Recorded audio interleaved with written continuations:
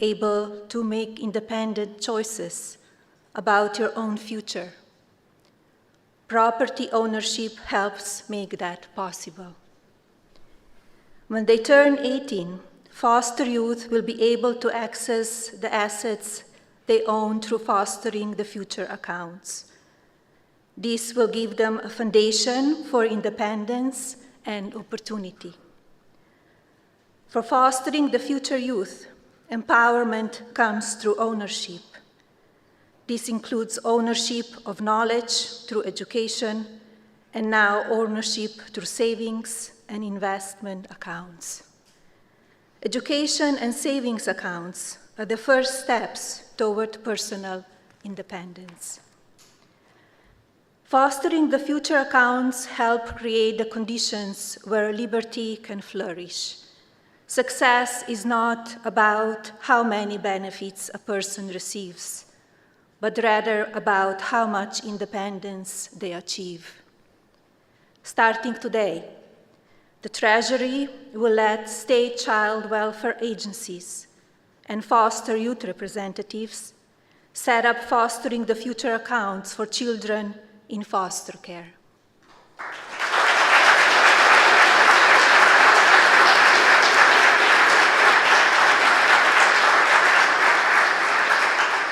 We already have measurable results. 23 governors have pledged to set up Fostering the Future accounts in their states, including Governor Little from Idaho, who is here with us today. Thank you, Governor. Thank you.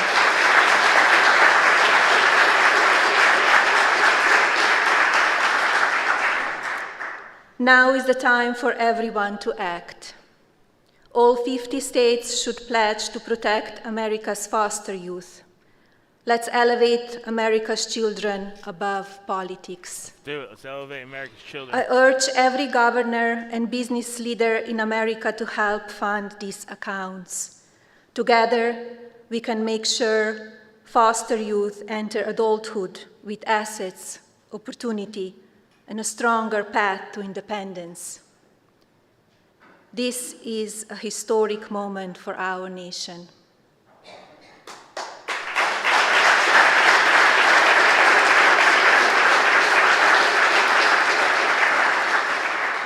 We should aspire to raise a generation of builders, creators, entrepreneurs, and leaders whose futures are shaped by their ambition, not their circumstances.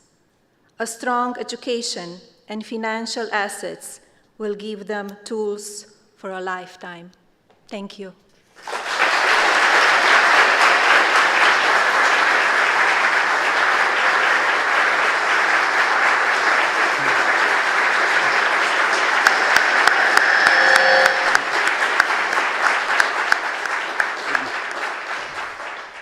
Please join me one more time in thanking the First Lady for those thoughtful remarks.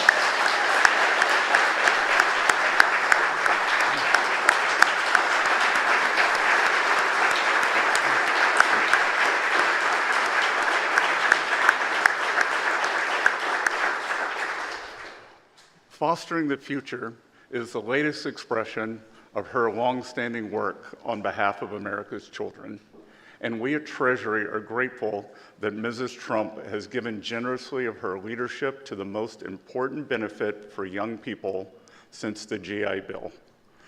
Through the leadership of First Lady Melania Trump and her Fostering the Future initiative, children and youth in foster care now have a pathway to benefit from Trump accounts. Within the foster care community, these Fostering the Future accounts, powered by Trump accounts, will advance Mrs. Trump's commitment to helping youth in foster care build a stronger future.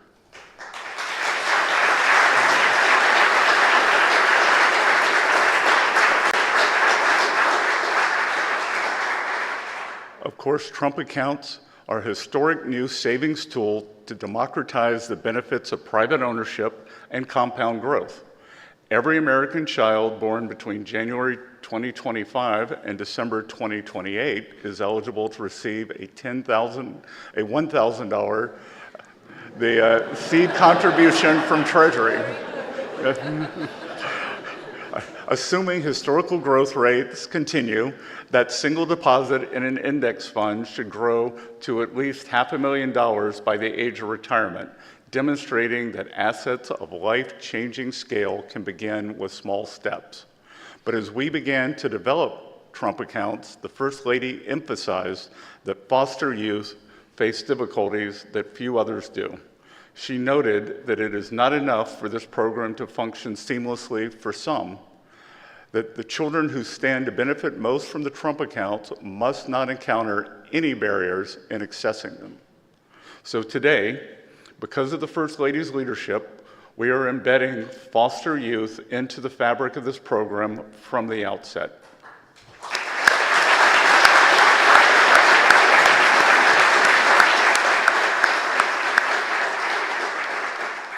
When Trump accounts launch on July 4th, every eligible child in America will be able to participate, including those for whom the state serves as a legal guardian. States can also help foster youth to accelerate their gains by directing survivor and SSI benefits into their Trump accounts. And at every step, Treasury will provide expert guidance to child welfare agencies through a dedicated support line. Now, as we begin to enroll eligible foster youth across the country, I especially want to recognize Governor Jeff Landry for his leadership.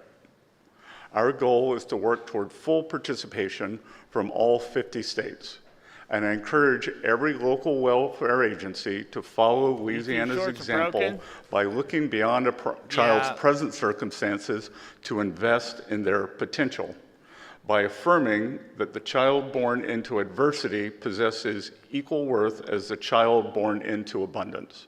Of course, those convictions have long animated the First Lady's Be Best Fostering the Future campaign. Now I'm delighted to see Mrs. Trump bring that same focus to the more than 330,000 young people who live in foster care, 1 in 5 of whom will become homeless after aging out of the system, while only half will obtain gainful employment by the time they turn 24. This will be a game changer. Those outcomes are unsettling, but today we refuse to accept them as inevitable. Trump accounts will build long-term financial security for millions of children, and for foster youth in particular, the program will ensure that their futures are shaped more by the possibilities rather than by the circumstances behind them. Now, there's a fitting historical symmetry in making today's announcement here at the Treasury Building. Of course, before he became America's first and most iconic Treasury Secretary, Alexander Hamilton was an orphan, sustained by little more than a belief that his origins need not define his fate. An indigent boy from the Caribbean could in fact become the man who made modern America. And along the way, Hamilton knew what it was like to come of age without the anchor of a stable home.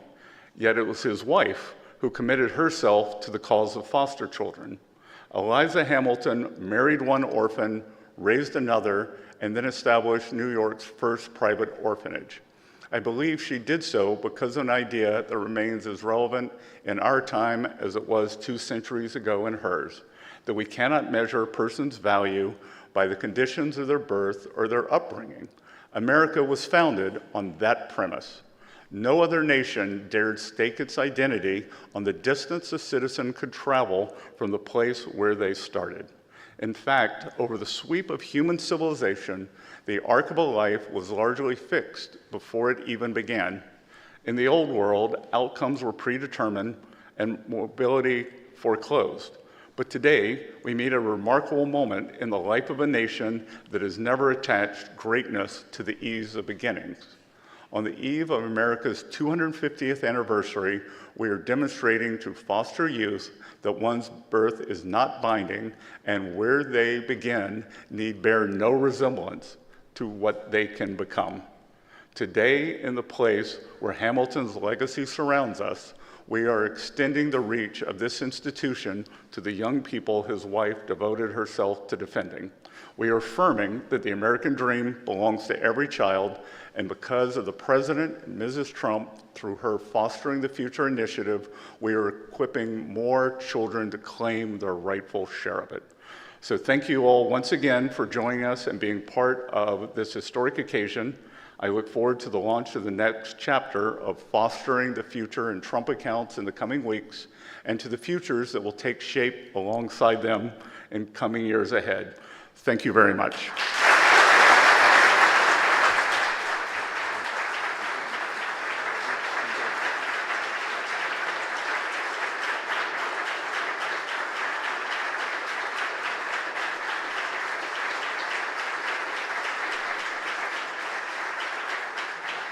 Ladies and gentlemen, please remain.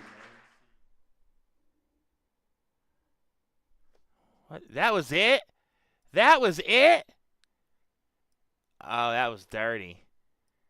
Something's wrong with Trump. Something's wrong with Trump. I guess let's try Forza on the other channel.